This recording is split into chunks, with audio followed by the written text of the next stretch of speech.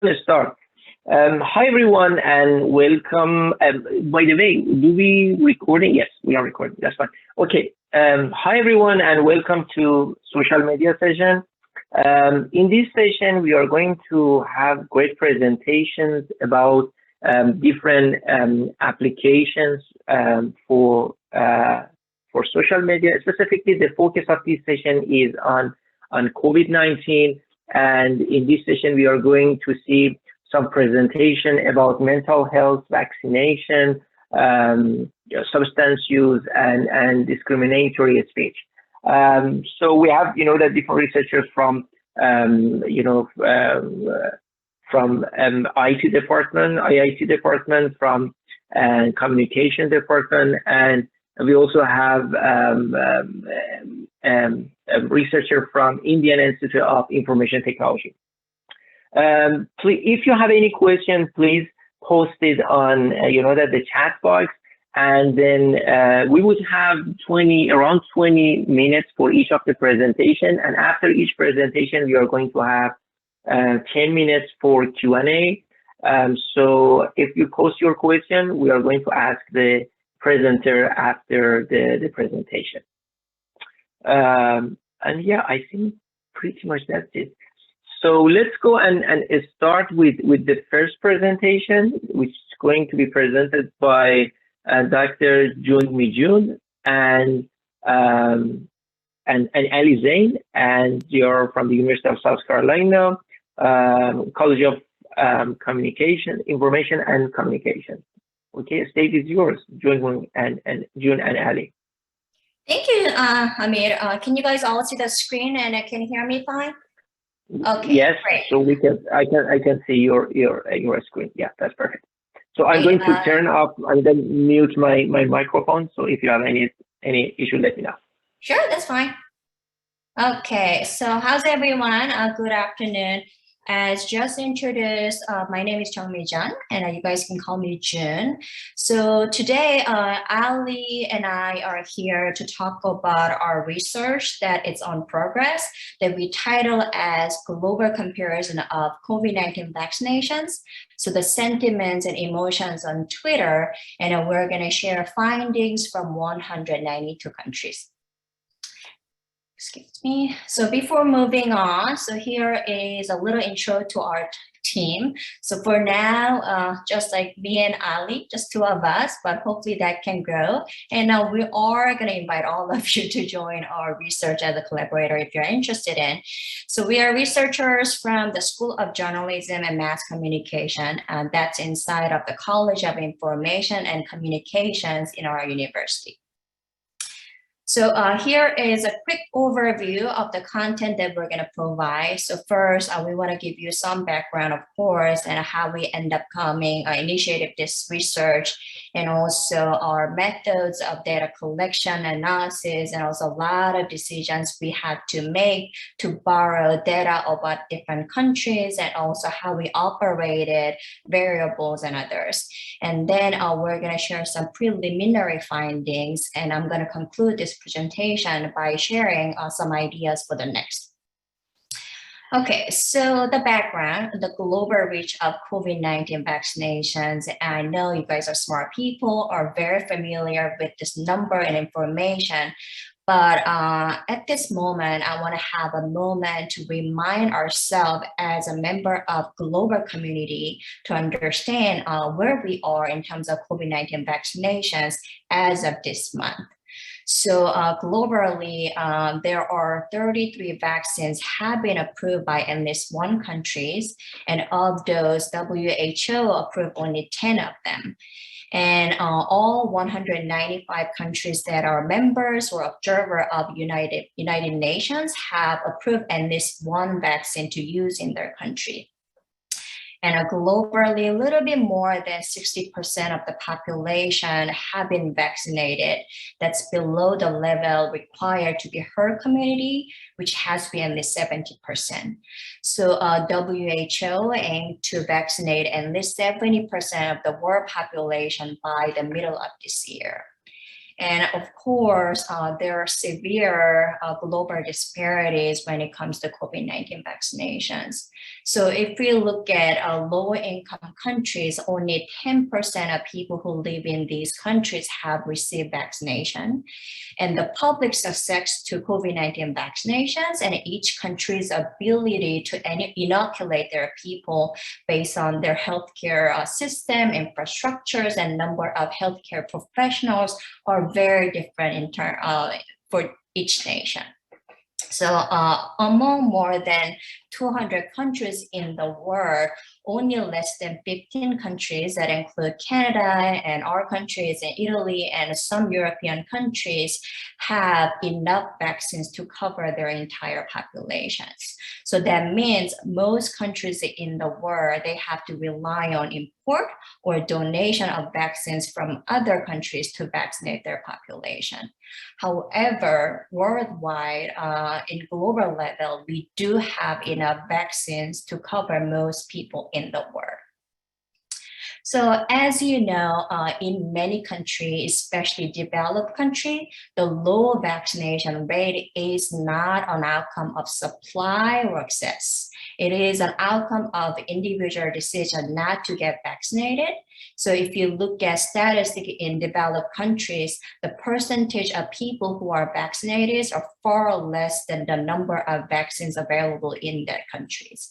And also these countries, developed countries such as US and Israel and some European countries, the wealthiest countries in the world, have a luxury to have vaccine left over.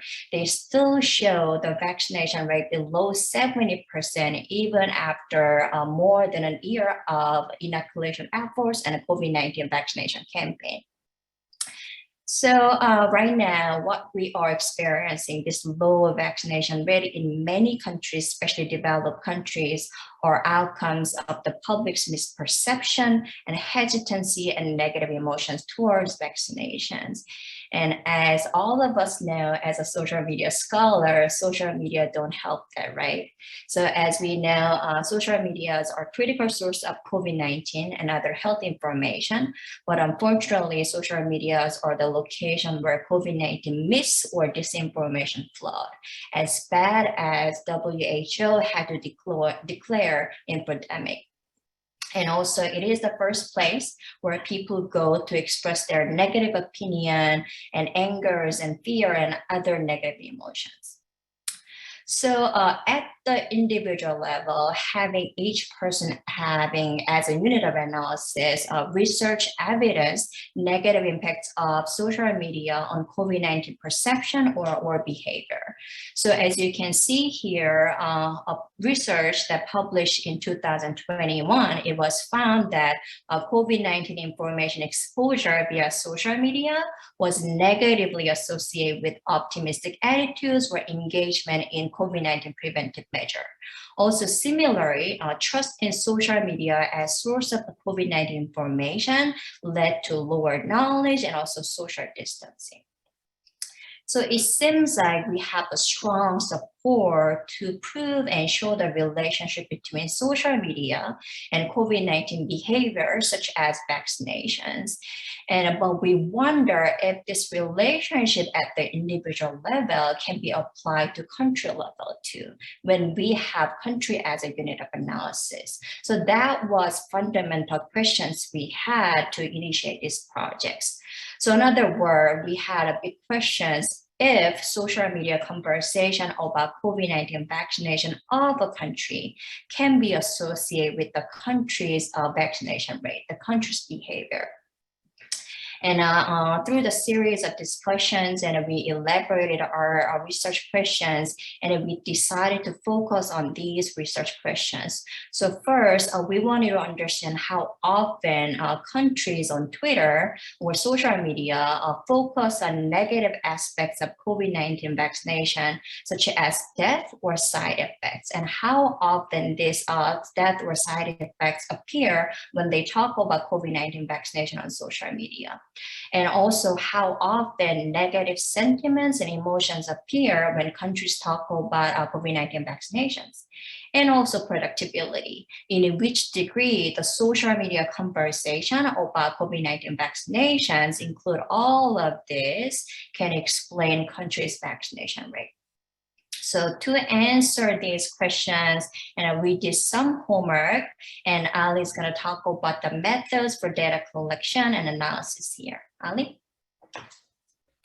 Okay, so about methods, we kind of, I'm going to discuss slightly data collection and timeline, how we got through all these things. In June 2021, we began with query construction because most of our social media data was coming from BrandWatch. So we developed 4 queries for that. Then we moved to data collection from other sources and BrandWatch. And primarily the data from BrandWatch was collected during July and August. And in December, we moved to other sources of open source data collection. And then we integrated that data sets into one big large data set. In December, and in January and February, we kind of moved towards operationalization of our variables and statistical analysis to find answers for our research questions. So talking more about query constructions, we primarily constructed 4 queries. First one was primarily focused on trying to find the metrics about total number of tweets coming from 192 countries about COVID-19 vaccines. And this one was also primarily used to also record the metrics about sentiments, positive, negative, and emotion related data. We primarily focused on 4 emotions to collect data here. Again, the other queries were primarily focused on death, side effect, and in side effects, we try to focus on the blood clots issue, which was had a huge presence in the media coverage of COVID-19 side effects. Additionally, to expand that we get the maximum sample from all the countries, we also included, along with English, we included other local languages of the country, and we added 34 additional languages, which are primarily the languages which are also supported by Twitter. Here, I do want to mention that although the BrandWatch Artificial Intelligence, it does provide support for all 34 languages for sentiment analysis, but for emotion analysis, the support is limited and primarily limited to only half a dozen languages only. So this is kind of limitation in our study. Can we go to the next slide? Okay, so talking about the other sources of data, in total, our data comes from 7 different sources. Biggest one is the BrandWatch, and this is kind of the critical data that we use for the analysis. And I have explained on the previous slide that we built 4 queries to collect data about these different variables. Then World Bank was our data sets were used to get data about COVID-19 vaccination rate in COVAX countries. This was kind of most reliable source available out there because COVID-19 and vaccination rates and case report has been kind of controversial all around the world, and World Bank kind of provides very reliable data in terms of vaccine availability and number of vaccination. Even they provide some future data that when they will send in some more vaccine to these countries who are members of COVAX. Literacy rate, and then we also got data from World Bank for Institutional Quality Index. Then another open data source, Our World in Data, we kind of relied on this source to get data about COVID-19 morbidity and mortality rates, population size, population density, GDP per capita. I do want to mention that they do not own the data, but they regularly collect and update data from a number of sources, including WHO, World Bank, these kind of organizations, and including United Nations and UNDP. About Democracy Index, we relied on Economist Intelligence Unit data, and the European CDC and the American CDC, they were used to primarily assess the vaccination rates in United States and members of the European Union. to calculate the Twitter penetration rate in population age 13 plus, we relied on Twitter's official data. And I do want to mention this is a minor limitation for our study as well, that Twitter penetration rate is calculated for population age 13 plus only, because legally people below this age, they cannot use this platform. Okay, can we, okay. After we collected all this data, we primarily constructed 3 major categories for all of the variables and data sets. The adverse effects such as mortality rate and morbidity rate went in a separate category, and then the general country characteristics variables were developed separately. Then we also categorized the COVID-19 social media metrics, which included all the data that we collected from BrandWatch. Can we go to the next slide? Okay. Now the operationalization of the variables. This is as an important aspect of this study, because we are relying on so many different data sources, and then we developed our own operationalization of these variables. For mortality rate and morbidity rates, kind of relied on cases per million population. Another important aspect was tweets per population. For this, we built a measure that how many tweets were sent out per million population in every country. Similarly, for human index, we developed an average construct. Similarly, for democracy index and institutional quality index, they were also averaged measures depending on other different measures regularly reported by these countries. Coming to the most significant variables of our study, death mentions, side effect mentions, and blood clot mentions, we developed them as a percentage of the total tweets sent out from every country about COVID-19 and vaccines. This was measured by BrandWatch artificial intelligence. Then about negative emotions, they were measured as odds of negative emotions in comparison to the joyous emotions of COVID-19 related vaccines. Similarly, we also developed the negative sentiment related measure. This was also the percentage of tweets which were identified as negative in terms of sentiment analysis of BrandWatch artificial intelligence. After this, we moved to the next phase, which was running statistical analysis. For descriptive analysis, we kind of tried to identify the top countries in terms of mentioning the adverse effect of COVID-19 and vaccines. For this, we conducted analysis for 192 full countries. For our correlation and regression analysis, however, because data sets for about some variables such as democracy index, literacy rate, and institutional quality from some countries, small countries, which actually rely on the political systems of other big countries sometimes. These are island nations mostly, so they do not report data on democracy index or institutional quality index. So we were confined our analysis for correlations and regressions to 157 countries only. So our findings are about prediction. They are limited to these countries only. Thank you so much, Ali. So believe it or not, Ali is our second year doctoral students, not a tenure faculty. I'm so lucky to work with him. So here are some findings based on Ali's hard work. So let me begin with result from descriptive analysis. So here you're looking at the proportion of tweets that mention COVID-19 vaccinations. So from now on, I'm just going to call it as a COVAX tweets. So you're looking at the proportion of COVAX tweets mention death in there.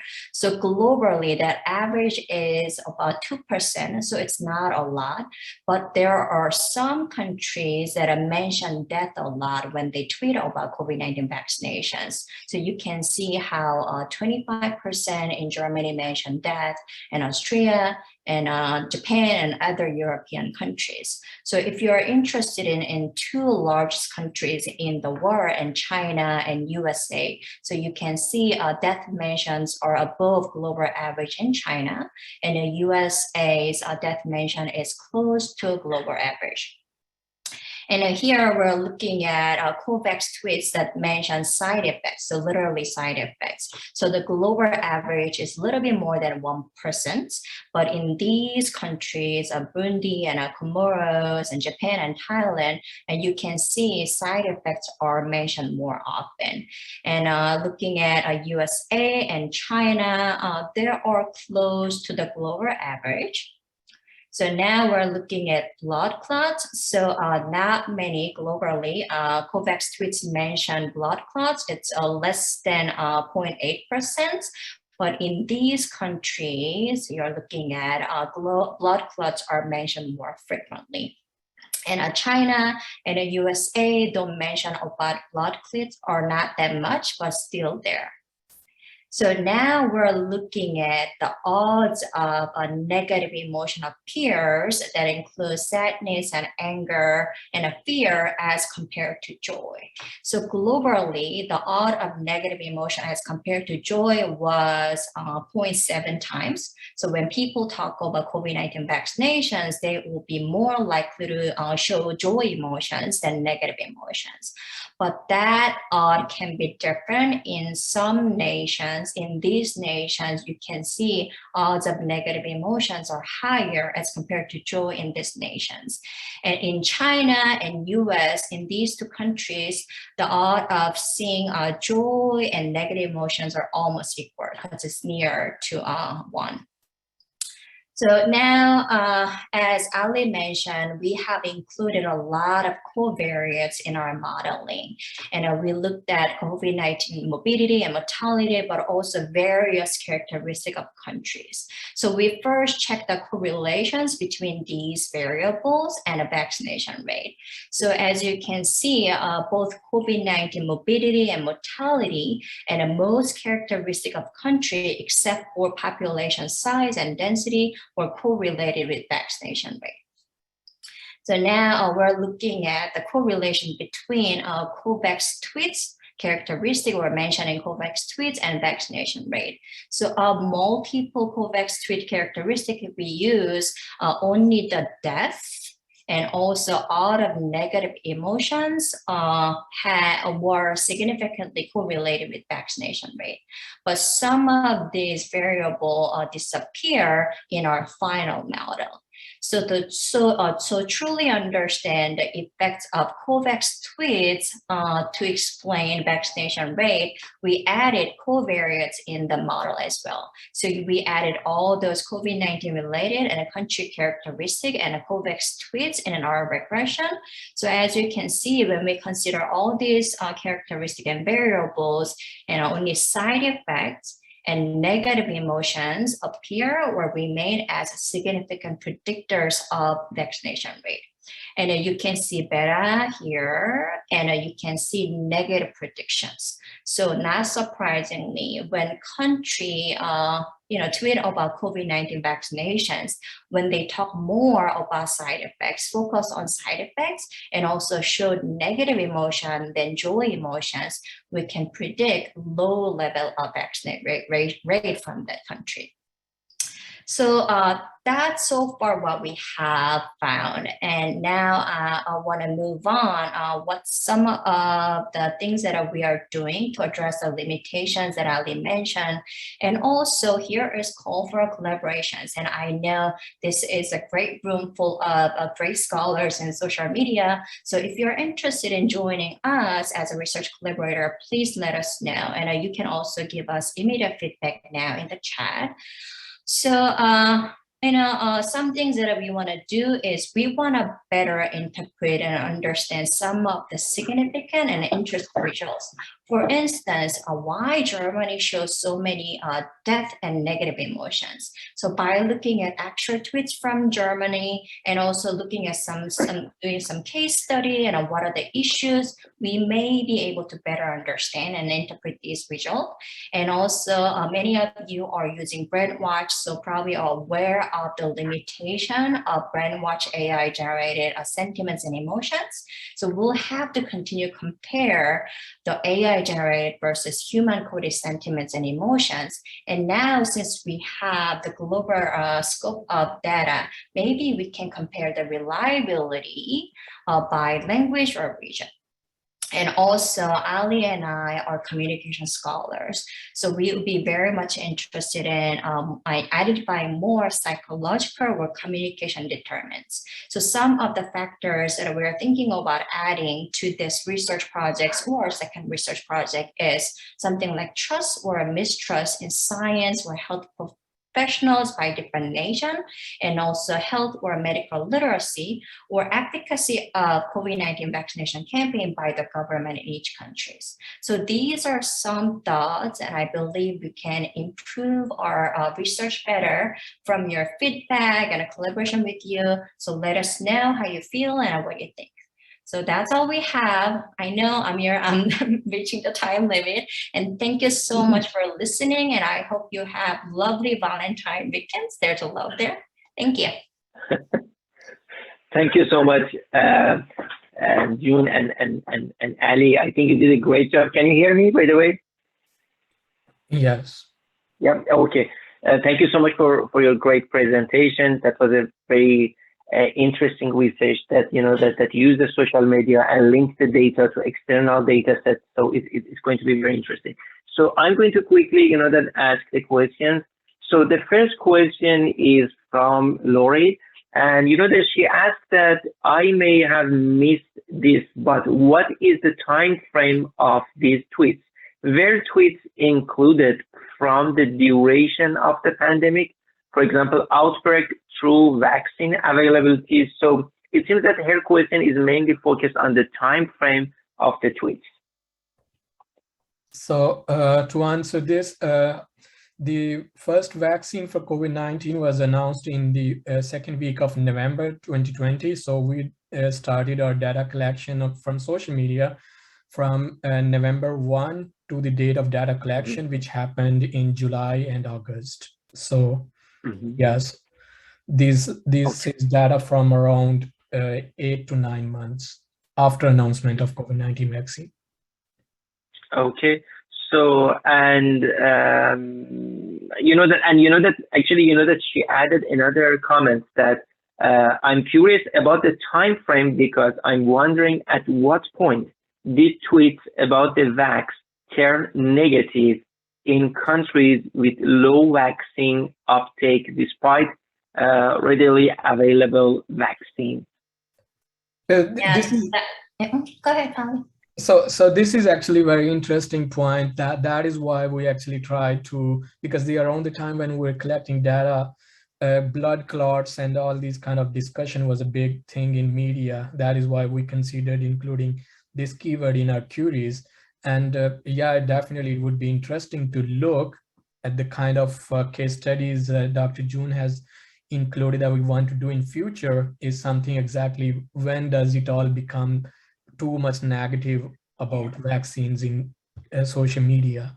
Yeah, thank you so much, Lori, for the suggestion. We definitely have to run some see the temporal distribution over the sentiments and emotions. And and the next question is. Yeah, Amir, is it okay for us to continue using time? I think my time's up. You want me right? Yeah, I think we can have one more question. Okay. So that I wonder if it's only about the COVID vaccine or about the vaccination in general, WRT, the countries. So this is analysis is totally limited to COVID-19 vaccines, and the queries that we use to collect data from BrandWatch or the data comes from Twitter or social media, we included and get to collect data, I mean the vaccine and COVID-19. So we only have the data about COVID-19 vaccines, not the general vaccine.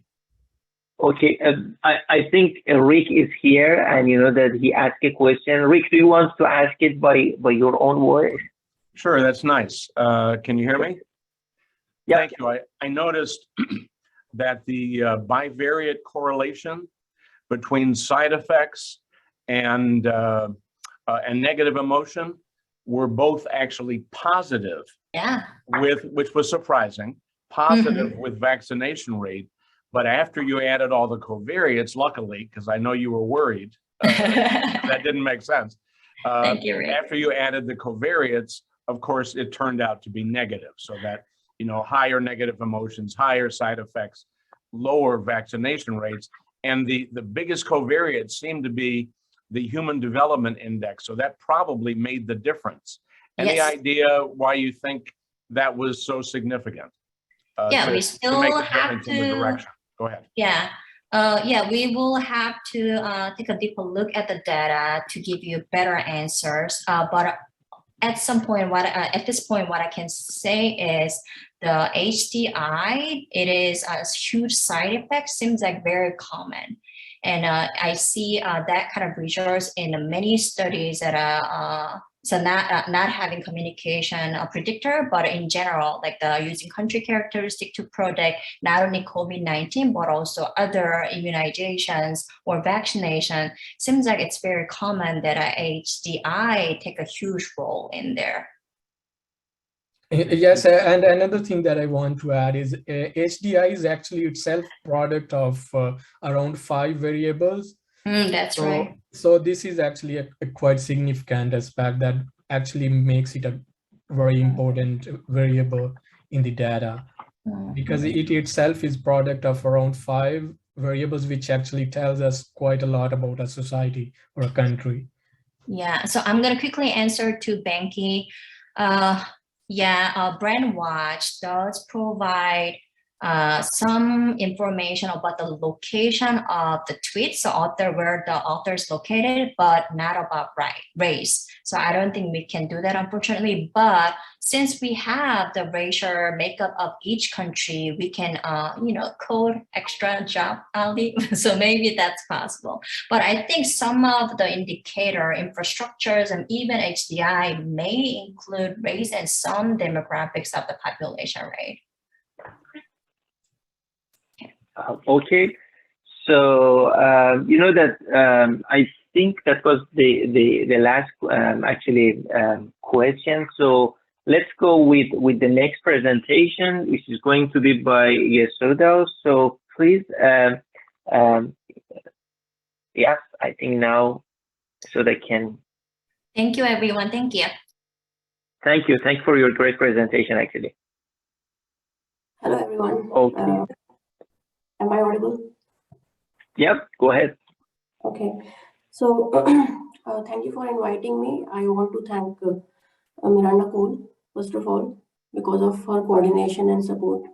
I've been able to go through all the formalities and be here in front of you. So thank you so much to the organizing team of University of South Carolina.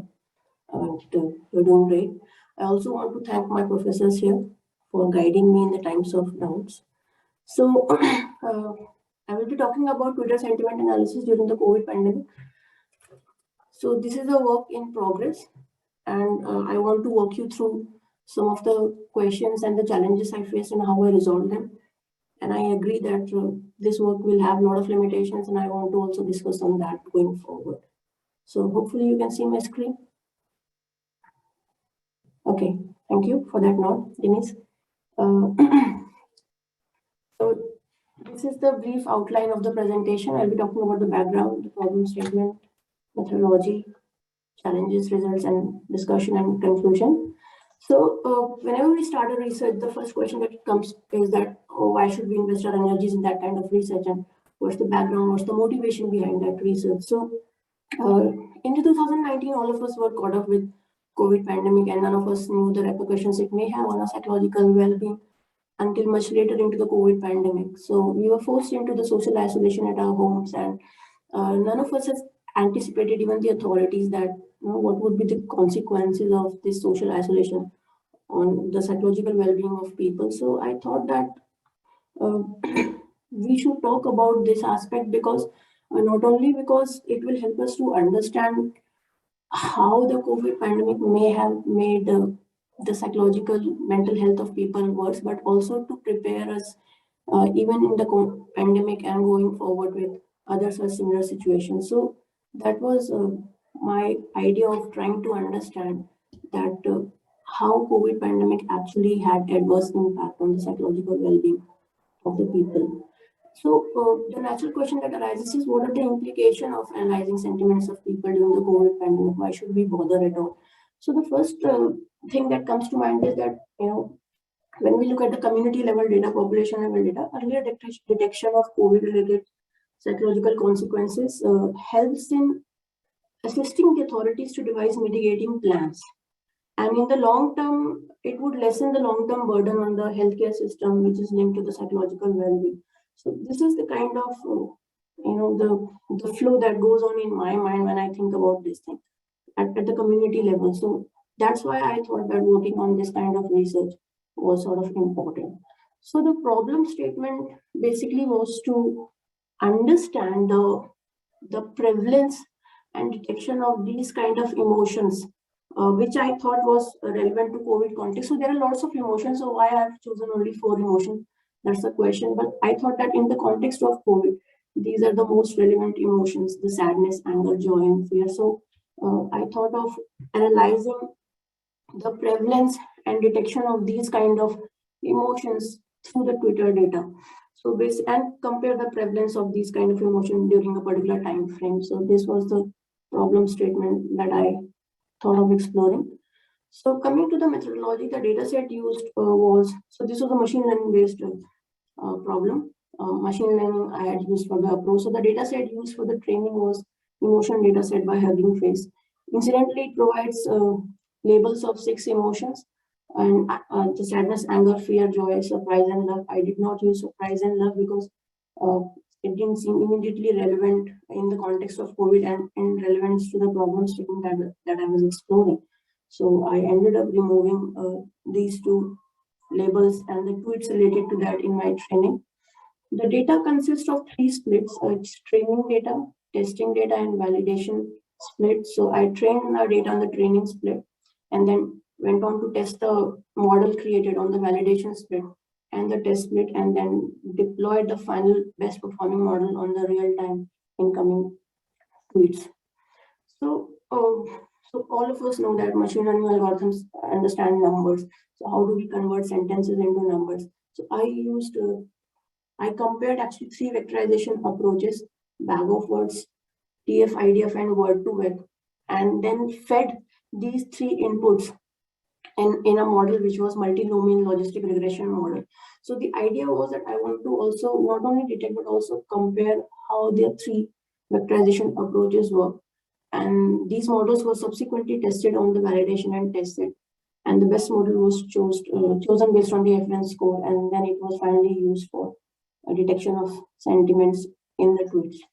So this is the short methodology flowchart which you can see on the screen. So this is the input data set that I use, and then going forward, basically these processes explain the data processing parts and cleaning. So I remove the stop words, the removal of punctuations and numbers, and then instead of stemming, I use the lemmatization of words in the tweets. And subsequently, we got the processed tweets data, and this processed tweets data was fed into these 3 channels. So and this is motivated by the 3 approaches that I'm using. So I created a word-to-web representation of the processed tweets, and then created a bag of words transform and TF-IDF, and then finally input these 3 kind of data into the multinomial logistic regression. Multinomial because there were more than 2 categories of emotions that I was trying to predict. And then these models were tested on the, on the validation and testing split, and based on the performance, the best model was selected based on the FN score, and then finally it was used in the detection of the emotion. So this is the very broad overview of what happened. So these are the model comparison results on the validation split and the test split. And as you can see that word2vec had a very low F1 score as compared to bag of words and TF-IDF. And TF-IDF and bag of words performed almost similar on validation and test split. So the question was, which model do you choose? So finally, I chose the TF-IDF model because I think conceptually it's much more stronger than bag of words when it comes to vectorization of the sentence. So that is why a model based on TF-IDF was finalized to detect the final tweets. But in the process of the research, there were certain challenges that I realized, which I had not anticipated when I was starting to work on this. So one of the challenges was that I was training my model on 4 emotions: sadness, anger, fear, and joy. But the incoming tweet can be emotional also and can be non-emotional also. So how do I account for that separation when I'm testing my model in the real-time tweet? So that was a pretty big challenge, and it led me to think over some period of time. And then I thought, okay, uh, let me dig deeper into what is happening in the model. And so I realized that instead of looking at the predicted classes that the model was predicting, I thought, okay, let me look at the probabilities and then try to understand what is happening in the probabilities aspect. And when I looked at the probability, so each tweet will have 4 corresponding probabilities. The probability that the emotion is sadness, fear, joy, or anger. So I tried to identify the minimum probability that was used to categorize a particular emotion in the tweet. So the minimum probability was found to be 0.26. So I reasoned that with each tweet, so if we consider a particular tweet as tweet I, and so it will have a vector associated with it. So this vector will have 4 values: the probability of sadness, of fear, joy, and anger. So I reasoned that if the minimum value in this vector is less than 0.26, the tweet can be considered non-emotional, because in my training, I had not really, I did not have access to any data that would tell me that the tweet is non-emotional. So I was, motivated and encouraged to think about a solution in the runtime when I was running my model. So I understand that this may not be the most robust approach, and this is one of the limitations of the work that I intend to optimize going forward. So the one positive thing about this was that because of this approach, I did not have to limit the input stream that was coming to my model. So the model itself could auto-detect the tweet which were not fit to be detected as emotional in the first place. So that was about the challenge. So how did I gather the tweets for testing? I used Twitter API with academic access to gain the tweets. The search keyword was COVID, because my focus was first initially on how to use this approach to detect the multiple sentiments on the Twitter dataset. So I did not intentionally create a rigorous query search word. It just focused on the COVID. The data collection interval was from 25th of December to 31st of January, and on daily basis, I would gather 2,000 tweets at a particular time every day. So the result was that a total of 72,000 tweets were gathered, and the algorithm basically was able to identify the tweets which were sort of non-emotional. And I understand that there is a possibility of higher number of non-emotional tweets, and I need to work on that algorithm also. But just saying that it was still able to detect these tweets as non-emotional. So going forward, this is the predicted categories of tweets in the study. So this bar chart shows the prevalence of these emotions in the 72,000 tweets that I had gathered. And obviously there is a margin of error because the model is not perfect in detection of the tweets. So, the numbers can vary, but overall we can see that the proportion of, when we look at the proportion of negative and positive emotions, there seems to be a higher proportion of negative emotions as compared to positive emotions. Now, obviously the question is how significant is the proportion difference? So that I need to check later on, which is part of my next steps. So another thing that I did with the data that I had gathered was that I sort of tried to do a longitudinal analysis of trying to understand how the prevalence of different emotions is varying over the period of time. And obviously the assumption here is that the model is perfectly predicting the emotions, which is not right, which is not really, perfect. But overall, it gives the idea that, if we follow these kind of emotion detection over a period of time in a given population, and we look at the trends on a longitudinal basis, we can have an idea of how at a population level the emotions of people are varying, and it can really help authorities to launch public level interventions to mitigate the pain that people might be facing owing to the social isolation and the lesser interaction that was the result of the pandemic. So as you can see here that the mainly joy was always higher as compared to sadness, and the fear and anger were not much. And I also took the correlation between the proportion of tweets identified as sad and joyous. So the correlation was negative of 0.72. So it's on the daily basis. So this plot shows that on days when, and this is quite understandable, on days when the proportion and the community level intention or sentiment was negative, so obviously there were more people who were sad, so joyness was less. So this is a negative correlation that is mentioned over here. So here I will show you some examples of tweets and the labels that were detected. A few of them are incorrect, and that only tells us that the approach needs correction and needs a much more robust algorithm. So on this is the tweet which says that I finally bit the bullet and got rid of an old couch that I've been wanting to trash since before COVID. Now my downstairs feels more open and free. So it sounds like a tweet that we may feel as it's joyful. So the model was able to correctly detect this as joyful. And this one, welcome to my world. Yeah, I got major sinus issues myself. Glad the COVID thing hasn't really affected you.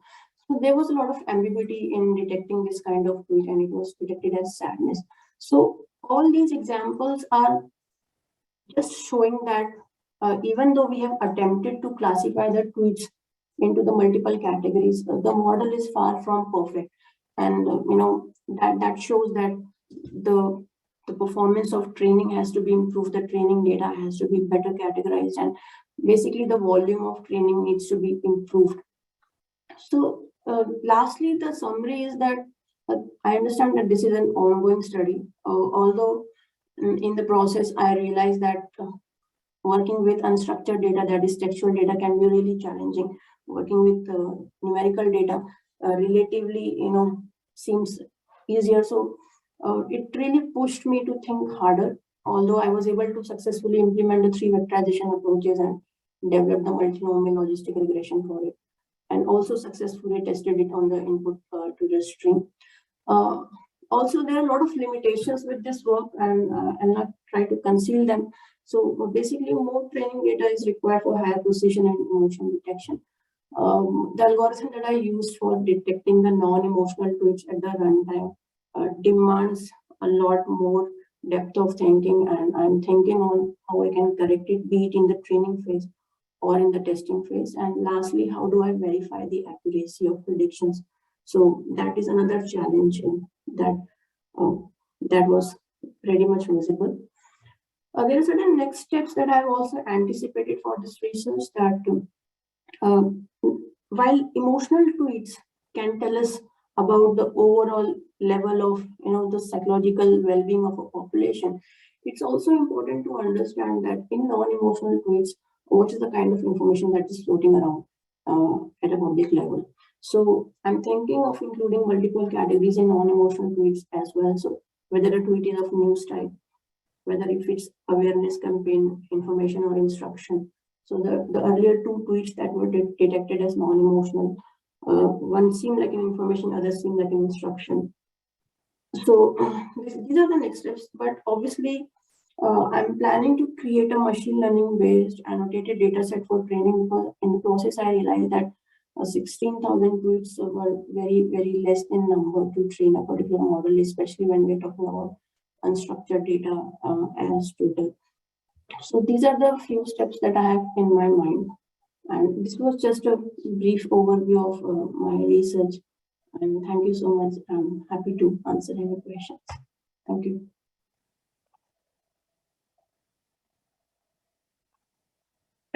Thank you very much for your presentation. It was I think you did a great job, and I like that your presentation. Okay, so let me start that with the question. The first question is for Rick. Rick asked that are there now automated list of words to categorize tweets into joy, sadness, anger, and fear, or how are these coded? Yeah, so I think it's a very interesting question. So there's a dictionary, WordNet. So I'm not sure about if there is an automated list of words, but there is a concept of that every word has an associated synonym set with it.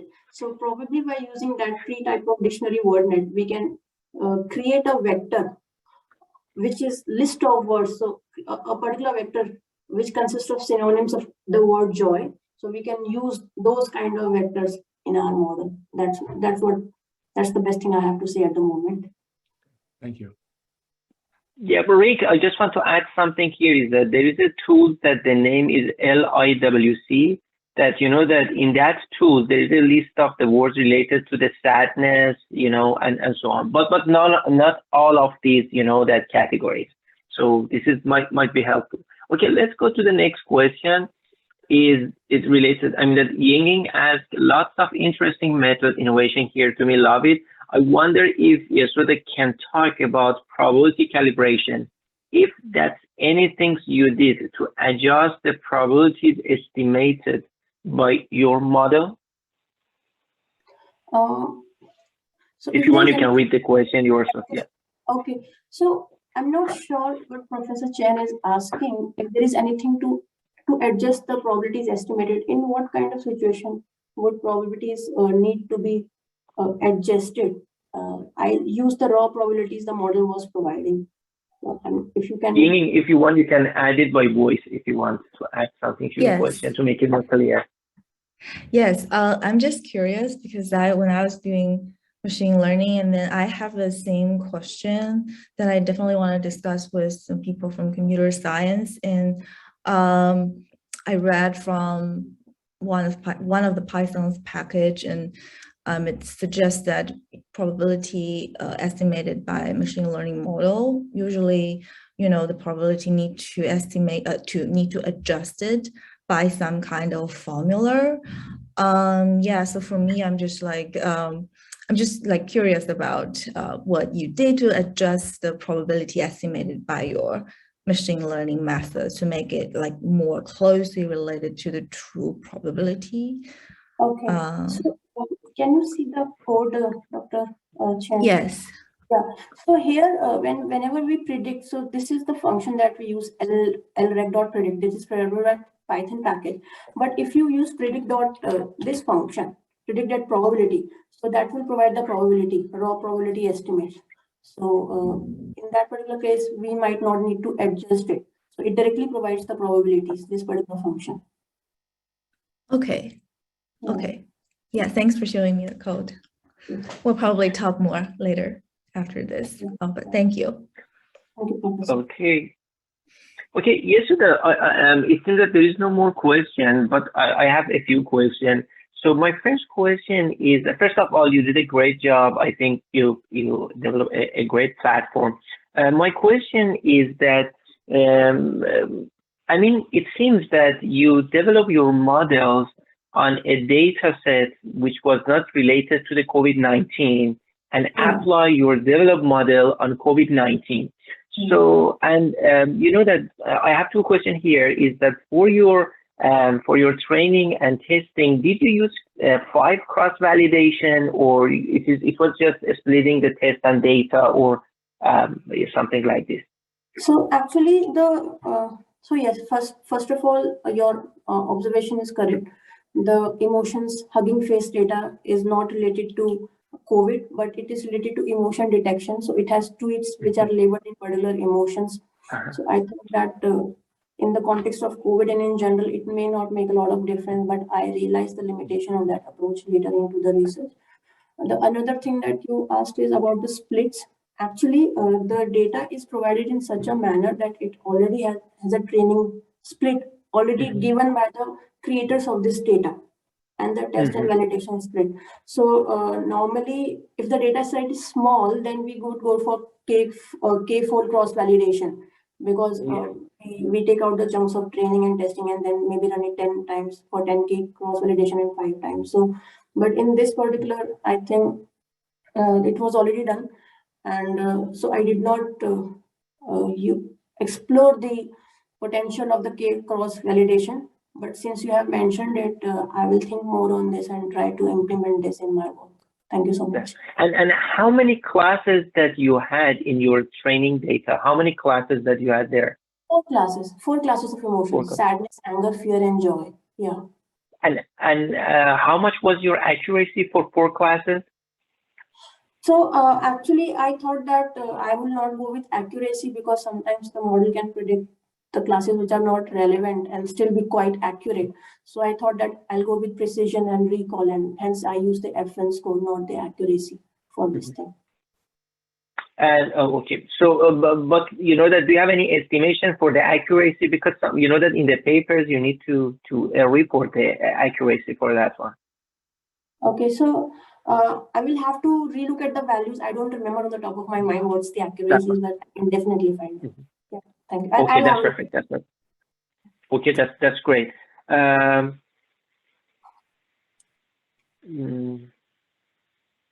Okay, I think that was great. So no more question from me. Is there any question from the audience? I think there's a time for one more question. No, okay, great. Thank you so much, Yasuda, for your great presentation. You did a great job, and I'm looking forward to seeing your actually full paper. Okay, thank you so much. Thank you, everyone. Thank you so much. Okay, sure. Okay, let's go with the next presentation. So I think Yasuda needs to stop sharing her screen. Okay, thank you so much, Yasuda. So I think now Ying can share her screen. Okay, thank you. Yes.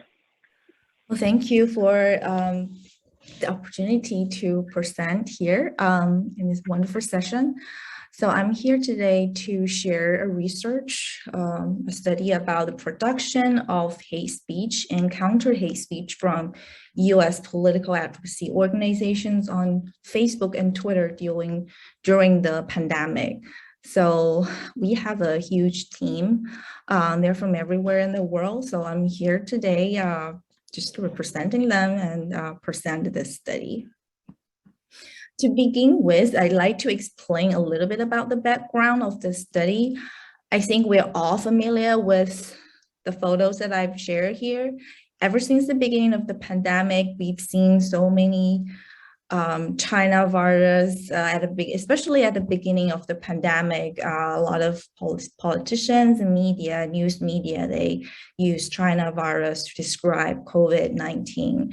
And then we have the murder of George Floyd, and then the upcoming demonstration, and then following that is the US presidential election, and also the Georgia shooting, Atlanta shooting, and a lot of hate crimes against Asian Americans, sadly. So here are reports in studies showing that from March 19th through April 23rd, there were nearly 1,500 alleged instances of anti-Asian bias. Meanwhile, on social media, there are increasing hate speech targeting immigrants and racial ethnic groups. For example, previous study have identified a rise of hate speech targeting Chinese people on social media. Also, a recent study showed that people perceive immigrants bringing health risk to their communities. So among these studies about hate speech, actually few pay attention to hate speech from organizations. Most hate speech studies focus on individuals on social media. However, organizations matters in producing and circulating hate speech online, especially political actors. There are empirical evidence showing political actors, they are important sources and triggers of anti-immigrants and anti-racial minorities speech online. Meanwhile, early studies also show that political organizations, including partisan media, some very extreme groups, they have utilized Facebook and Twitter to produce very covert discrimination and digital racism. Few studies also consider the dynamics between hate and counter hate speech. I'm sorry for the typo, fat fingers. So from this empirical study, we can see that there's an evidence showing negative messages related to immigrants co-occur with positive messages related to immigrants on Twitter. And the volume of both type of messages, they offset sometimes.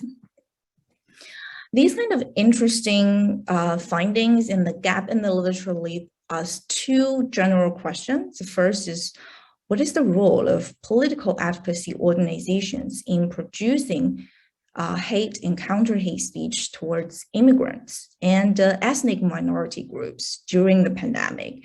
And what is the role of social media in circulating and amplifying this kind of speech? Now, before I move on, let's back up a little bit and talk about the rationales behind the two general research questions.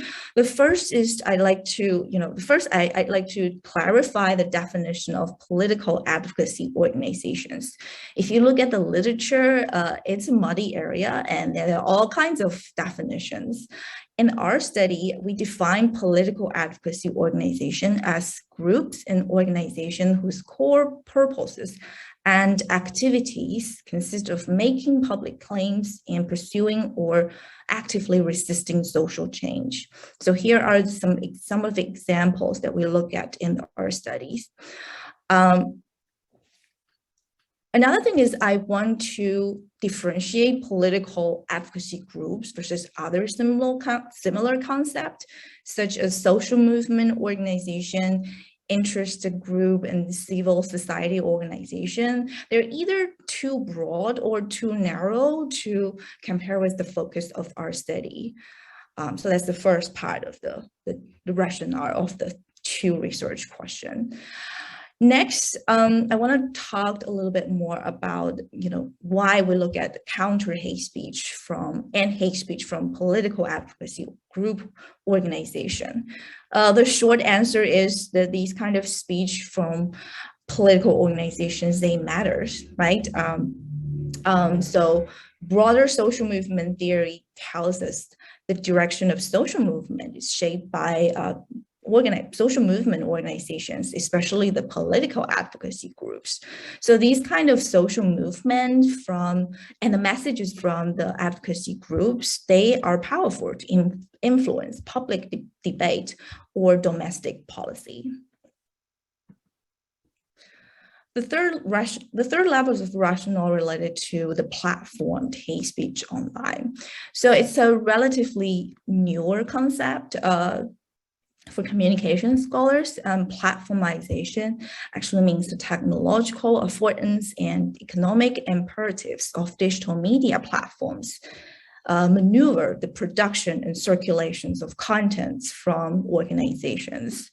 On one side, we see a growing numbers of political advocacy organizations. They adopted social media to directly communicate with the public.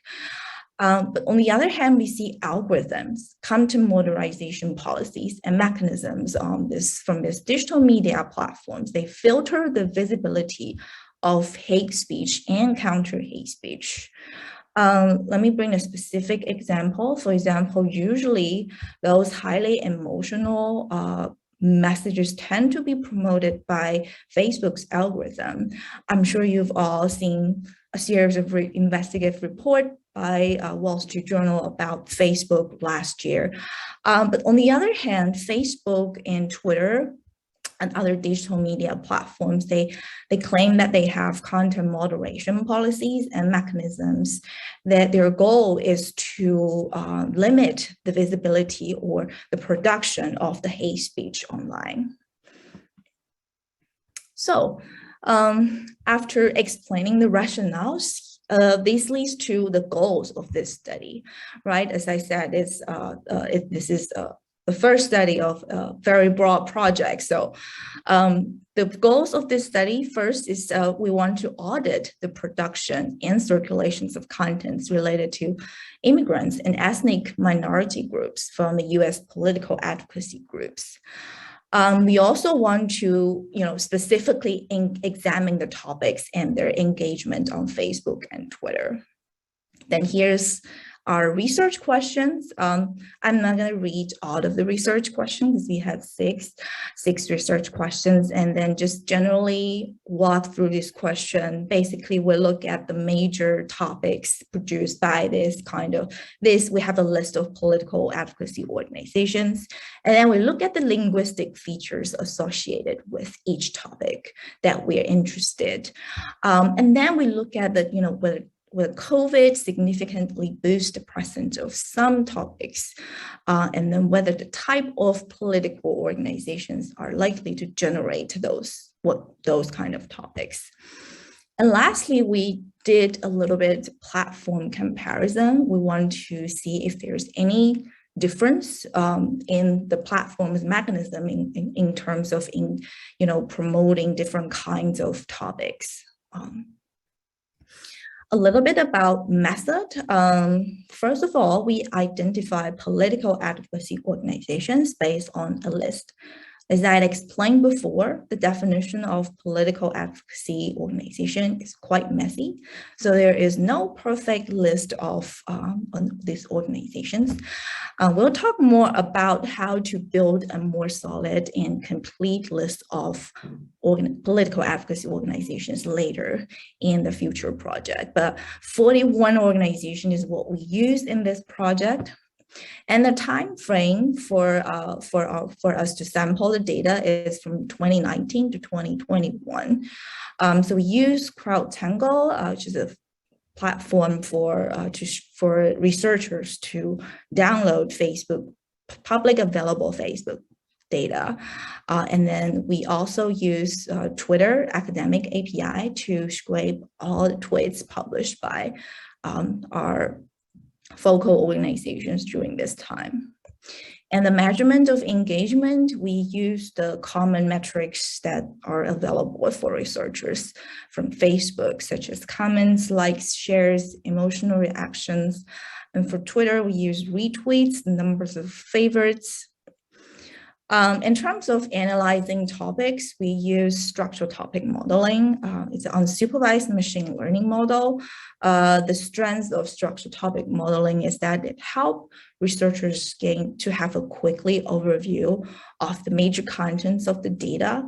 And then this could be a very meaningful process for researchers to generate hypotheses and develop important perspective for the next levels of analysis.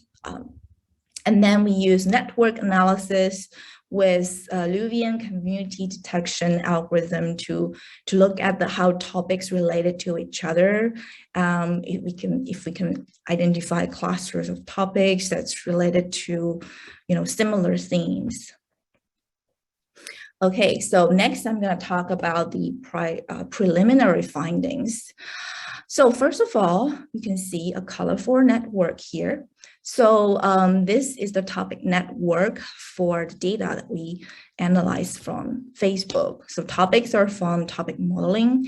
We identify 35 topics and we remove a couple of junk topics. And then this is the final result of topic modeling. And so each node means each topic, and each edge means the correlation, the positive correlation between two topics. And the size of the node means the probability. So if you see a large circle, that means this probability is more likely to show up in the data. And the color means these groups of topics. For example, this group of topic, they all belong to a same topic community. So as you can see, we did find several anti-immigrants topics, like there's a topic here criticizing Biden's immigration policy, and there's also a topic here, including a lot of crime cases, but also suggesting that immigrants, they are the main group of people who commit crimes. We also see a topic mix anti-immigration, a little bit about anti-abortion, and then a topic about cut spending on immigrants. we only identify one topic that support ethnic minority group, which is about the systemic inequality. So these are the topics from Facebook. When it comes to Twitter, we see something very different, right? We identify more pro-immigrant and support topics supporting the racial ethnic minorities. And so, for example, injustice in criminal system, protect human rights, asylum seeker rights, and also fighting disinformation about immigration. And we only identify one anti-immigrant topic, which is stop illegal Mexican immigrants. Next, I'd like to talk about the linguistic features. So we saw that on Facebook, the anti-immigrant topics are associated with words suggesting problems such as crimes, economic issues, and we see the words like prison, deaths, report, alien, unemployment, versus on Twitter. We also see anti-immigration topics are related to problems, all kinds of problems, versus pro-immigrant topics. Actually, they use very neutral words, very neutral words, which is very different from the popular way of identify the hate speech from individuals, because usually you will see some, swearing words, uncivil words, but we didn't find any like toxic words, just negative words and some neutral words. Pro-ethnic minority groups also associated words with racial justice events, for example, the murders of Florida, apartheid, and this kind of words, which makes sense because it's highly related to what's actually happened in real life, the protest and demonstration that's going on in real life. So we also analyze whether the type of organization influenced what kind of topics that appear in the data.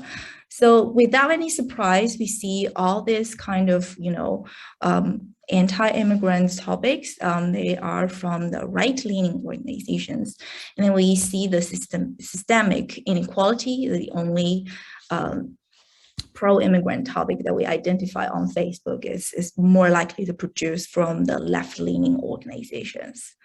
This is just estimation from the regression model using topic probability, and to see how topic probability covariate with the type of organizations.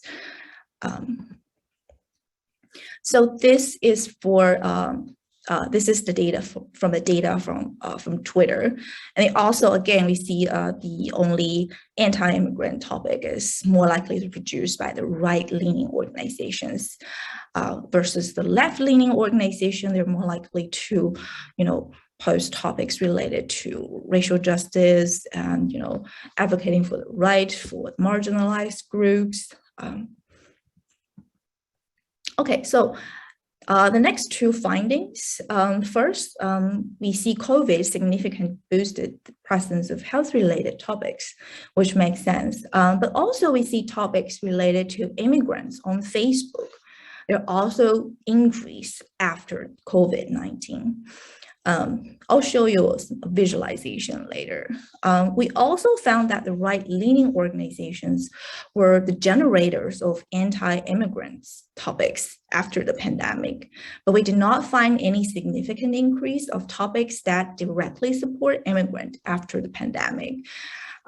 We did see more topics advocating for racial justice. So here's a visualization of these findings. Obviously we see more topics related to COVID after it happened, but we did not see much increase in pro-immigrant or pro-racial ethnic groups topics after after COVID on Facebook. We see a huge increase of topics related to cultural war after a pandemic. And then Biden's immigration policy. Another topic that see slight increase is the topic 19, systemic inequality.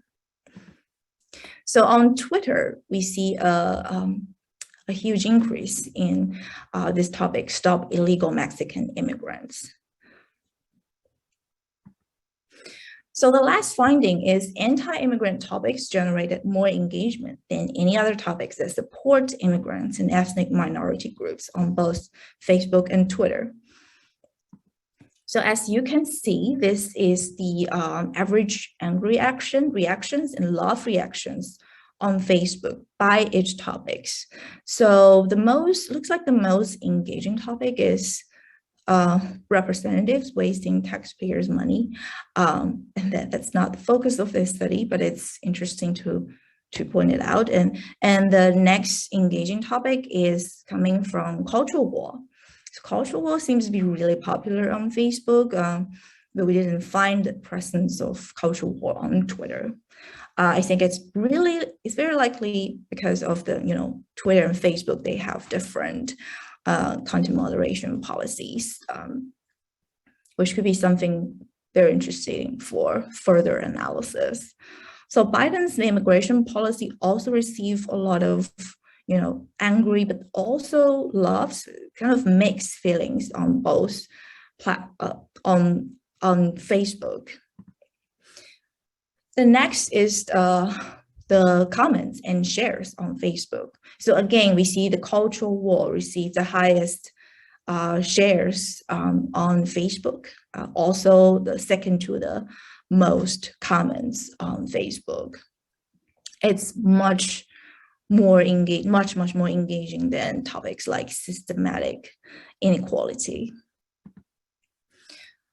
Lastly is the Twitter. So on Twitter, the most engaging topics, obviously, it's not related to immigrants or any ethnic minority groups. The most engaging topics is about gun brands and models, and of course, memorizing Americans and also gun rights. And so it's even more engaging than the anti-immigrant topics. So we can see totally different types of engagement in topics in two different platforms. So what do these findings tell us? A couple of implications and potential hypotheses for further analysis. First of all, is the anti-immigrant topics and linguistic features. We did find some anti-immigration topics. The language is very covert, right? It's just very different from a hate speech from the individuals, where we usually see swear words and, trolling, and also on the civil words, very aggressive languages. We didn't see this kind of language. This could mean a huge challenge to identify the organizational hate speech, especially using the current dictionary approach and the unsupervised machine learning approach. We also see counter hate. We didn't find any counter hate speech towards immigrants. So we predict that it might be related to support to the racial ethnic minority. Anti-immigrants generate more engagement. So this is what we see in the, especially on Facebook, much more engagement than the pro-immigrant and other kinds of topics. So this suggests that the platform's algorithm could amplify the covert hate speech. So this definitely needs further investigation. We also see some variation in two platforms. That's telling us different platform affordance and content moderation mechanisms may play a role in shaping the production and circulations of various topics related to immigrants and ethnic minority groups. A couple of limitations and further studies. First of all, this is just a very initial study of a very broad project that we started in the summer, last summer. And then we collect, our next plan is to collect more political advocacy organization. We're using a snowball sampling method to, automatically collect more relevant data using the Twitter follower and following relationship. We also build a code book for manual identification. If you're interested in this snowball sampling, I'm happy to explain more in the Q&A section. Next, we're going to do a qualitative analysis. In this qualitative analysis, we will interpret the underlying discourse or themes related to each topic. So we have more theory perspective in this project. Lastly, we will do a supervised machine learning. We will identify the hate speech and counter hate speech. Of course, a neutral speech from organizations. Again, like I said, this is a challenging because a lot of discriminatory languages are covert. Lastly, I'd like to thank the Big Data Health Science Center for their kind support to sponsor this study. And then we receive a lot of help from BDHS and my colleague Amir. And then we hire a lovely undergrad student, Alicia, from communication school. And then she's very, very helpful in coding all the data that we scrape from social media. Okay, lastly, I'm open to any kind of questions, and yeah, thanks for listening to my presentation. Okay, thank you so much, Ying, for your interesting, the topic and the presentation. I think you did a great job, and it's going to be very interesting. So I'm, I'm waiting for, for the question from the audience. Let me just start with my question. You know that on social media, for example, such as the Twitter, we have some accounts that we call it social bots. So how do you want to, to identify or reduce the impact of the social bots? Because you see that these are the topics that are very popular for social bots, and have you compare, for example, the topics discussed by social bots and non-social bots to see that, okay, what kind of the things are interesting for them? Yes, that's a perfect, wonderful question. First of all, I'm very happy to know that these topics are the main thing that is covered by the content produced by bots, because we, in our project, we start with organizations. So we are 100% that these kind of groups are actual groups exist in the real world. And their Twitter, that's why we hire our RA using the grant money. We ask them to check the website of each organization, their Twitter handle, their official Facebook pages, to make sure these are not bot or, any phishing sites that created by, I don't know, somebody in the world. So these 41 organizations, we are 100% that they are the real organizations in the world. But for the snowball sampling, you can see the process here. Yes, it's very likely to collect some bots, but again, we have our RA here from your grant money. We asked them to manually code each organization. Mm-hmm. We have a very well-developed coding book. We ask them to follow the code book to check whether each organization is, actually fit our definition of political advocacy organizations. Yeah. And do you have a plan that, for example, for the future, that you analyze the impact of these accounts? For example, how much that people retweet, like, or post a comment on Facebook? If we want to go in that direction, it seems that social bots is going to play an important role to measure the impact of the comments. Yeah. Yes. I think that's definitely correct. And then I think it's very likely that some of the social bots, maybe it's related to political advocacy groups. There are studies already found evidence showing that. So if, I think if anyone in the audience are interested in this topic, even Amir, if you are interested, and then I think I definitely see another side project to work. Thank you. Okay, thank you so much. I assume that June has a question. Yeah. Yeah, Ingling, thank you so much. Always amazing work you do.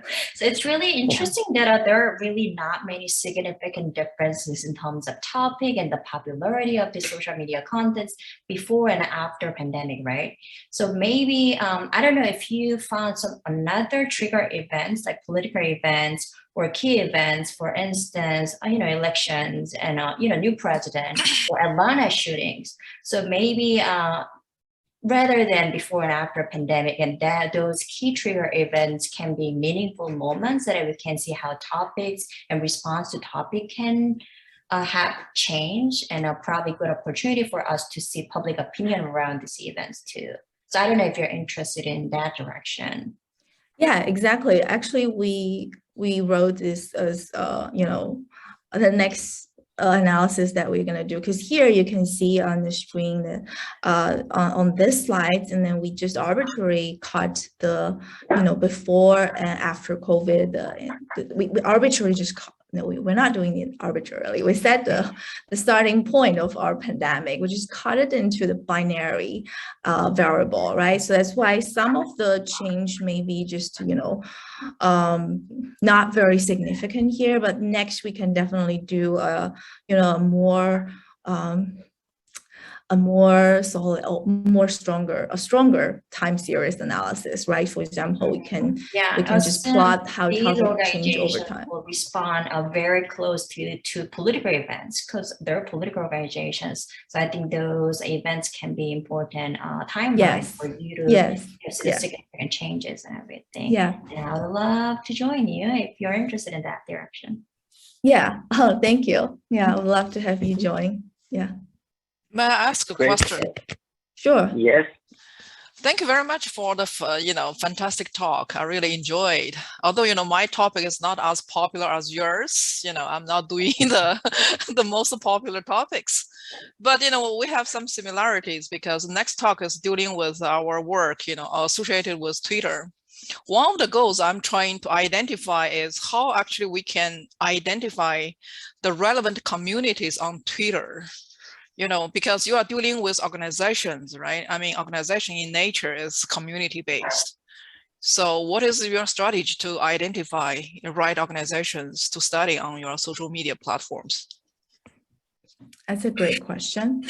It's a question that we struggle for 2 months, and we start from the definition of political organization, advocacy organizations. Let me just go to the slides. This one. There are many definitions of what is political advocacy organization. So the first step is to pick the definition that best generalize all the definitions and conflicts, contradictories in the literature. So we pick our definition of political advocacy organizations, and then we developed a coding scheme. So basically, there are we have 5 steps to identify whether this organization is what we are looking for. First, is it related to is this account managed by a individual account, and then is it related to a government agency? Because due to our definition, political advocacy organizations is not an individual account, it's not a state agency, and it's not a for-profit organization. Yeah, so this is the first step of filtering. And then we code the advocacy strategy of each organization, because according to our definition, whether a organization have a advocacy strategy is a crucial criteria to identify whether this is what we are looking at in this study. So this is the next step. And then we also ask RA to code the specific advocacy strategy. And then we also justify whether this organization is based in the US, so scope of activity. So you can see a lot of, human input, also combining with, automatic scraping from Twitter. Yeah, so that's how we identify political advocacy organizations. Yeah. That's perfect. Yeah, it's great. It's great Because, in your study, you compared, both Facebook and Twitter. Yes. What is your justification in terms of choosing your social media platforms?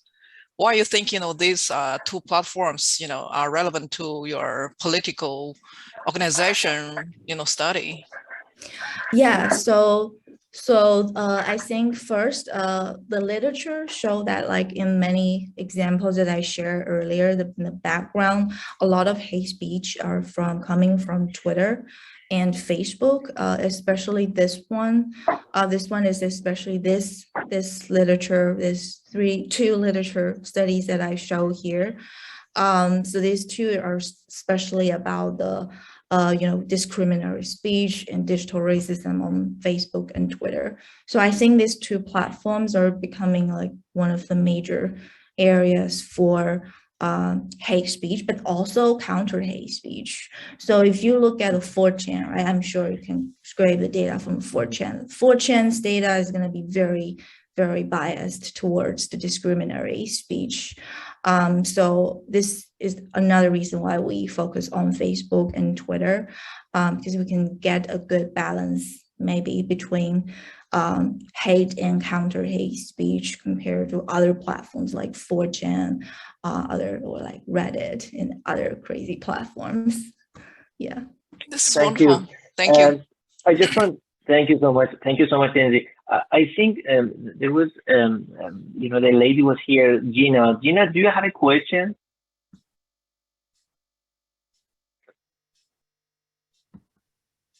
Yep. Me? Do you have a question? I do not have any questions, but thank you. Oh, sorry. Oh, sure.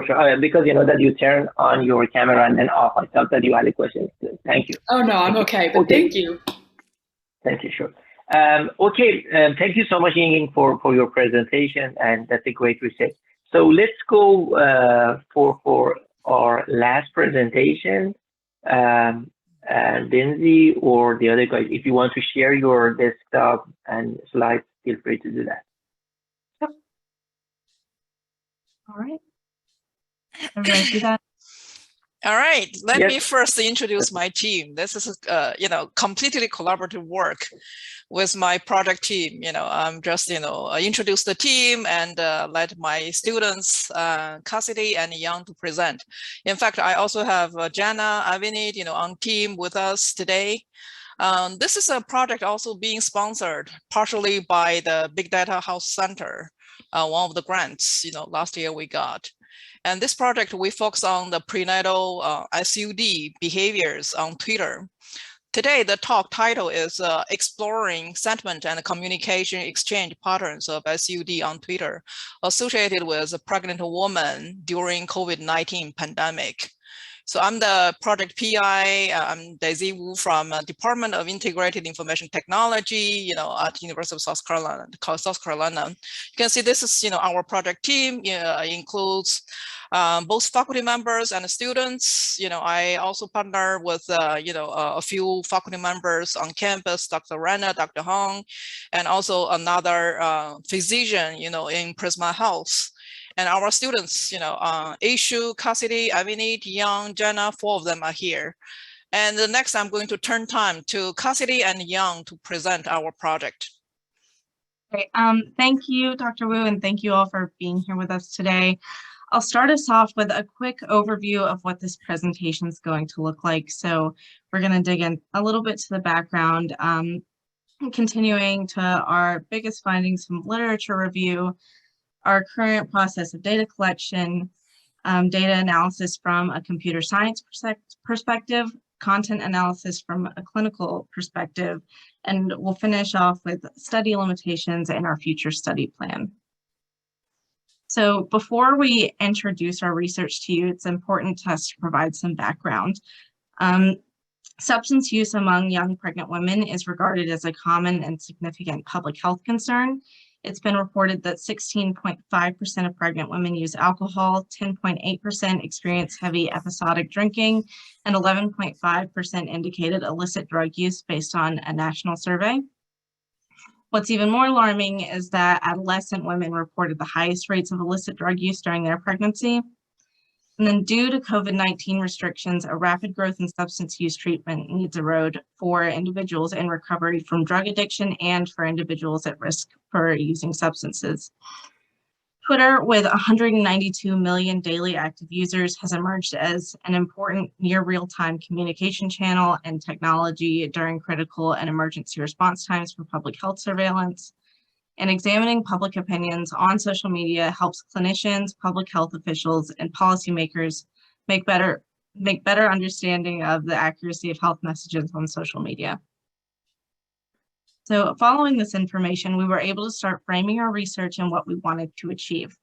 So in this research project, we aim to extract prenatal substance use disorder tweets from Twitter, work with our interdisciplinary research team to analyze them for clinical insights.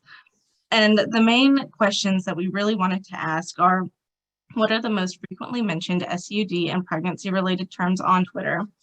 What is the overall trend and sentiment in the area of prenatal SUD pre-COVID, during COVID, and during vaccination periods? What are common patterns on Twitter in the intersection between pregnancy and SUD? And using both computer science methods and traditional content analysis techniques, can we observe any distinctive communication patterns for clinical implications?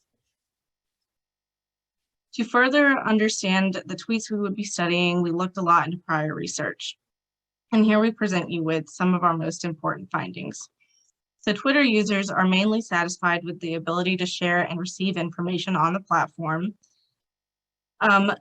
In one study, Twitter users using COVID-related hashtags were conveying anticipation and fear after COVID was declared a global pandemic by the World Health Organization on March 11th of 2020.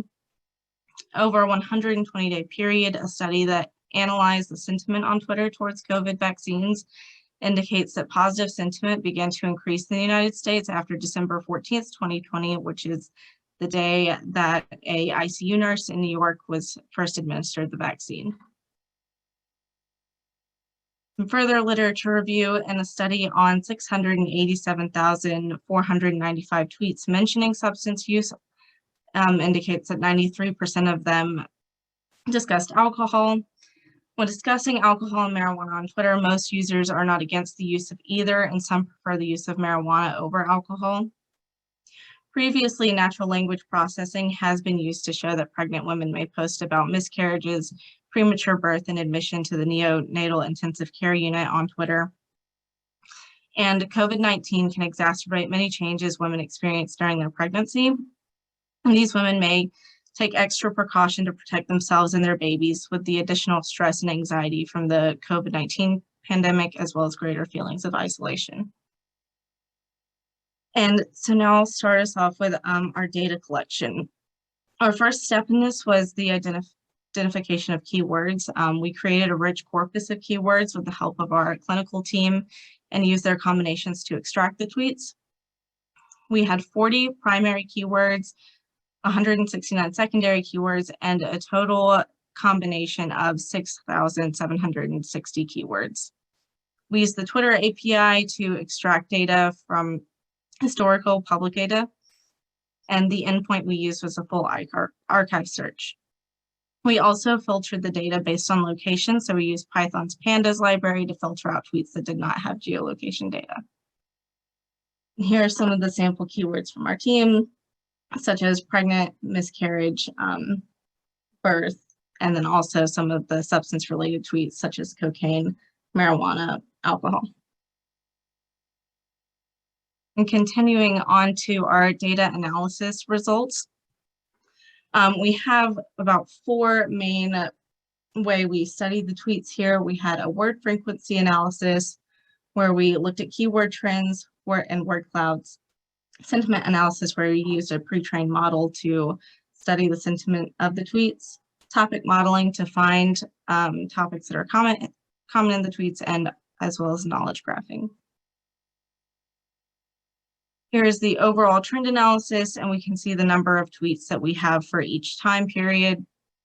We define the time periods for pre-COVID between May 2019 and February of 2020.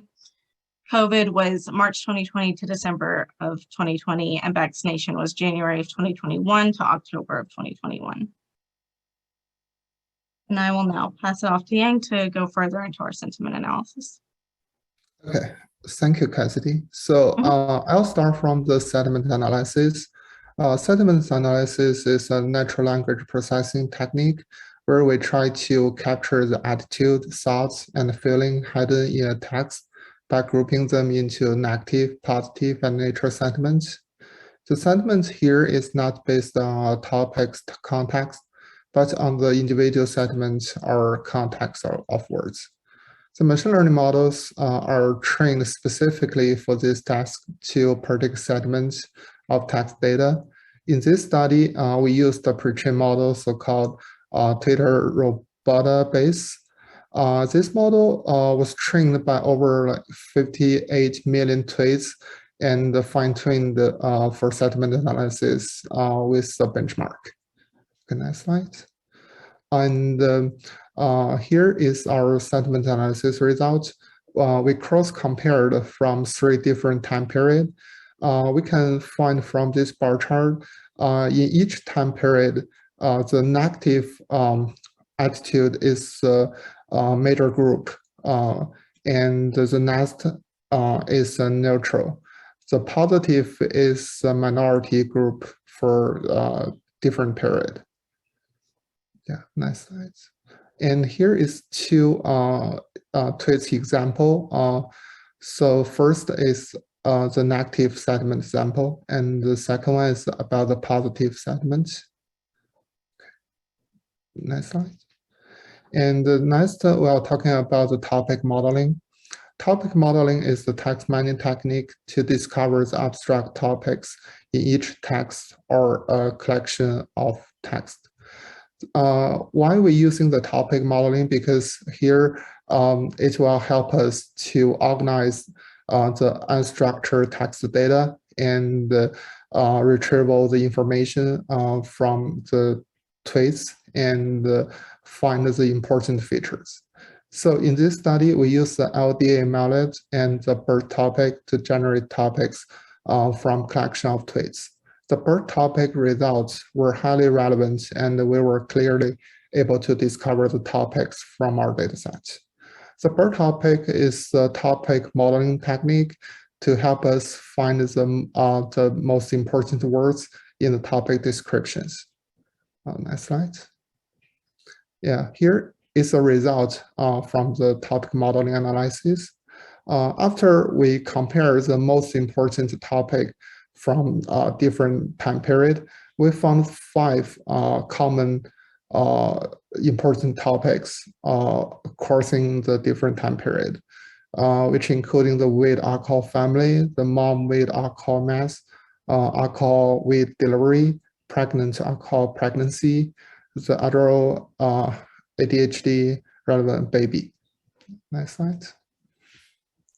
And next, we are talking about the word cloud analysis.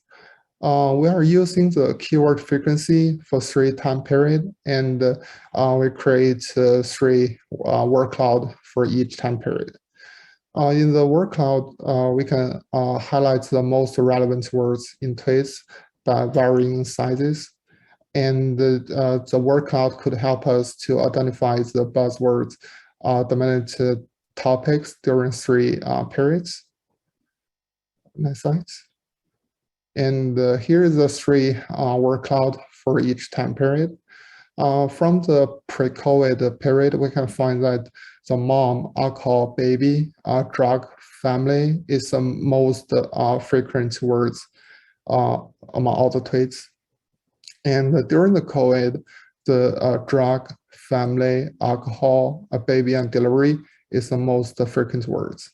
And the vaccination period, the family, drug, is alcohol is the most important words. Next slide. And next, we'll introduce the knowledge graph. The knowledge graph is a set of data points connected by the relationship that describe a domain. In this way, the knowledge graph could help us explore the inner relationship in the dataset and bring the insights into the domain. Each node represents the data points, and the edge between 2 nodes represents the relationship between the nodes. Here we applied this basic package to identify the subject, verb, and object words in each tweet, and applied the Network X package to visualize the knowledge graph. And after the data cleaning, we identify the subject, verb, and object for each tweet and create the knowledge graph with all points in our data set. And then we choose the three most important relationship in the full knowledge graph and build the subgraph for each selected relationship. So first one is about the drink. The left side graph is the sub knowledge graph, have all data nodes with the relationship drink. In this graph, we can identify the central node in the right circle. I, mom, wife, and dad is the most frequent subject in the drink-related tweets, which is the major user group can be identified.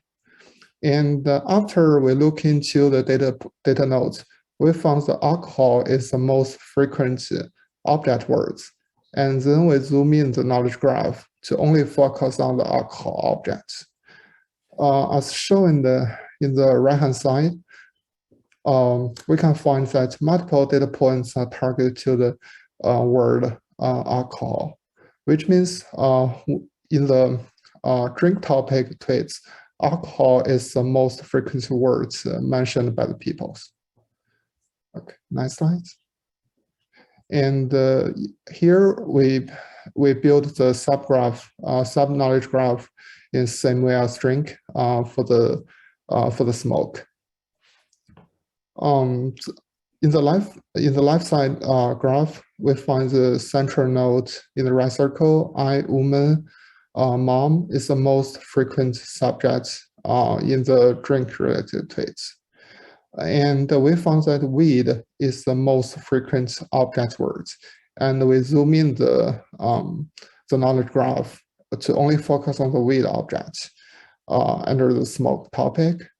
And we found like the multiple data points also target to the word weed. And next slide. And here we focus on the die. So we build the subgraph to include all data nodes with the relationship die. And we can identify the central nodes, the people, age, mom, and drug user is the most frequent subject in the die-related tweets, which indicates the major like user groups we can identify. And that's the graph. Yeah, after we look into the data nodes in the die-related knowledge graph, we found that alcohol and drug is the most frequent words. So we zoom in for the only focus on alcohol and only focus on the drug. Here is the zoom in result, and we can find there are two most frequent words under the die topic. Okay, next slide. Okay, I'll hand out to Cassidy for the next part. Thank you. So we have not had the chance to do a very detailed content analysis, but what we see here are some of the results of our preliminary content analysis from a clinical perspective. The topics that we found were that most specific tweets regarding pregnancy and drug use were related to cigarette smoking and pregnancy. Drugs most referred to in the tweets were alcohol, marijuana, and tobacco. Some sentiments favored particular use of substances, namely marijuana. There was significant sentiment about drug abuse and unhealthy family relationships or dynamics. And also sentiment from some users focused on the negative consequences of drug use for the child, including birth defects and child health outcomes. And finally, we'll discuss some of our limitations and our future research plan. One of our main limitations was that we were only able to use a sampling of total tweets for the preliminary content analysis. Keywords used did not always identify tweets related to substance use or substance use patterns, and they had to be filtered out and eliminated as part of the preliminary findings. And there were a limited number of tweets selected where self-reported pregnancy and drug use were indicated by the user. Our future research plans include doing a more detailed analysis to identify consistency or patterns in the findings. And we will also be doing future studies on smoking, alcohol, weed or cannabis, and reproductive rights. We would like to acknowledge the generous funding support provided by multiple grants from the University of South Carolina, such as the Big Data Health Science Center, USC Excellence Initiative Program, and also any opinions, recommendations, conclusions expressed in this project do not necessarily reflect the funding agent's view. And we'd like to thank you for your attention. Thank you very much. Thank you very much for your presentation. I think you did a great job, and I like the project that you have a different, that you address different things in your project. Okay, let's go and start with the question. I assume that Rick has a question.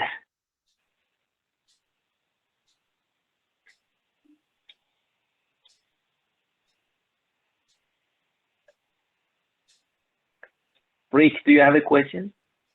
No? Okay. You have, okay, that's fine. My apologies. Okay. I did not. I'm sorry. Okay. No, thank you. Okay. So if that I can start, ask my question. I have one question. It seems that my first question is that what is the time frame of your research? I mean that what's the time of the tweets? Yeah, actually we included for this very preliminary studies, we included 30 months.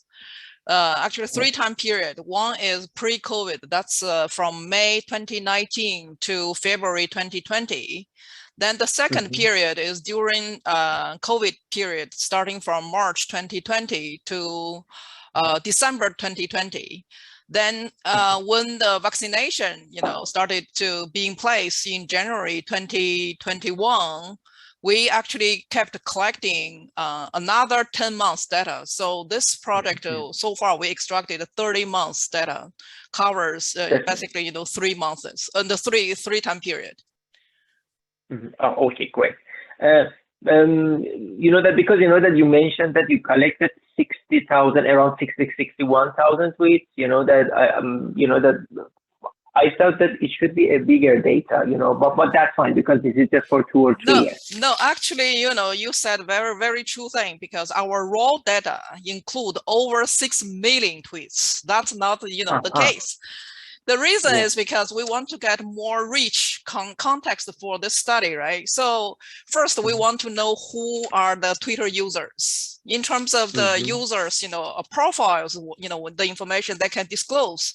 We wanted actually, as I mentioned earlier, was in Ying's project, we want to identify the community level of users. So their geolocation become, one of the first thing we want to filter out, segment, geolocation based the tweets. This actually gives us lots, reduce the significant amount of tweets. So for example, in average, we had about 250,000 tweets. That's raw data without cleaning. Then, we ended up with, just a few thousand, for a month because of the filtering process. Then actually with this, among the 61,000 about, this tweets, 60% of the tweets actually are related to United States. We are able to segment to each state. The other 40% belong to the global communities. That's a good thing because that's the next phase. Then actually, even for South Carolina, for my clinical team, we are very interested in, what the South Carolina people were talking about on social media, especially on the Twitter, right? We actually exactly identified 453 tweets just based upon, the users that disclose their geolocation in South Carolina. But, it's a very preliminary study, compared to the rest of, strong studies. But we started to see very beautiful themes. With our clinical team, I just shared, the tweets, this six actually in last week, it was still 58. We were able to extract it 2 more months, clean the data with our clinical team. They actually sent out, very just like menu screening, and multiple themes are very exciting. And, because, this research is also unique, we want to actually connect not only Twitter messages, but really connect to the patients. We have, physicians, the clinicians are doing the field practice. They are very curious, about their patients, what they were talking about. We know the constraints, collecting the secondary data from social media, because we cannot directly link, this public, users to their MHR data, right? But the clinicians were very curious about, what kind of information were being exchanged. We also extracted, more like further filtered, the top retweeted, messages. That's like 50, top tweets. For retweets, for each month, we extracted another small clean data set. It's just the top retweets. It's like another very small sample with 2,000 tweets to deal with retweet behavior. Because my goal actually in a longer goal is to see whether we can do the community level of analysis. It's not only community per se, because we segment data based upon different states, right? So legalizations on 2 different policies. So for example, the drug use policy in different states, legalization is different. And also abortion, the reproduction rights, these are different. There are intersection areas. So with more narrowed, more interesting research context, we have much smaller scale of data sets. But, because it's more like, doing the data collection and cleaning, trying to understand what they are doing took much longer. You understand, now we are finally at the position we can start with this clean data set with geo focused. Today it's basically a very preliminary stage compared to other scholars. Today, if you use computer science methods, there are a lot more deeper things we can do. So we just barely got clean things 1 week ago and started to see different themes based upon clinical teams' input. We want to see whether there is a seamless connection between in terms of methodology, right? Computer science methods and the clinical part of methods, because they care about the detailed context about patients. Right? Can we bring some, really insights to inform the clinical practice? That's, what we care about for this research. And, because Twitter is a social media platform, we also care about, the social network analysis. That's basically, there are a few exciting directions we want to go. But because it's the infant stage of the, project, actually, we would love to learn all your critical feedback to help us to, frame, next phase, development for the project.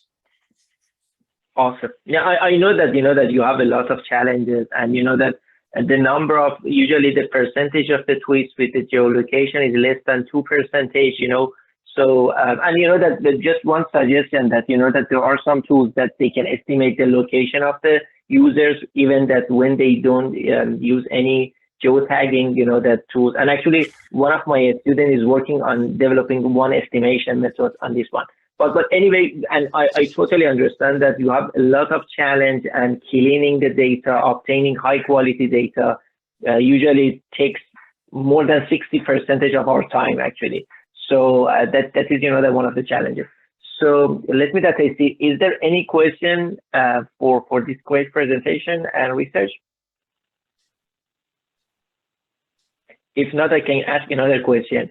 So that you were talking about the topic modeling and about the topics, and you mentioned about the 5 topics. I just have 2 questions. That how many topics that you had in total, and how did you come up with? You said that the important topics. How did you decide about the importance of the topic? So Avinit, you are here. You can help to address. Hello. So we did use two methods here over here. I'll start from the beginning. We used LDA mallet and BERT topic. We did not include LDA mallet analysis because the coherence score was quite low and we did not get a lot of significant topics out of it. Then we use the BERT topic. BERT topic, what happens when you give an input to the BERT topic, the output it gives you the number of documents which are related to that particular topic. So whatever you are saying about the topic modeling, if you could go to the slide, we could show it again. So each line indicates certain topics identified by BERT topic with what number of documents are there related to that, means number of tweets are there related to that. So and how many topics do you have? How many topics in total? We have around 50 topics. It's not exact number, but yeah, around 50 topics for each time period. Each time period. So and how did you estimate? And how did you estimate that was 50 topics, not more than 50, not less than 50?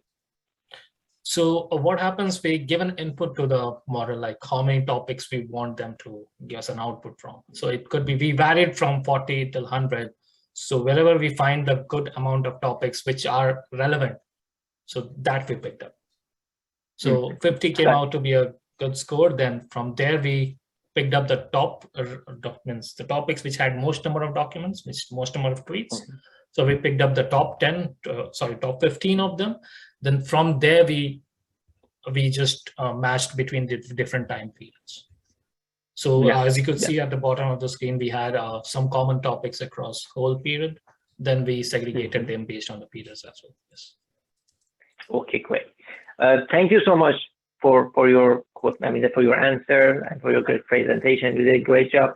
And I think that we are at 5:32, so I think that the session is going to be over. I just want to thank everyone and the participants and our great presenters for their research.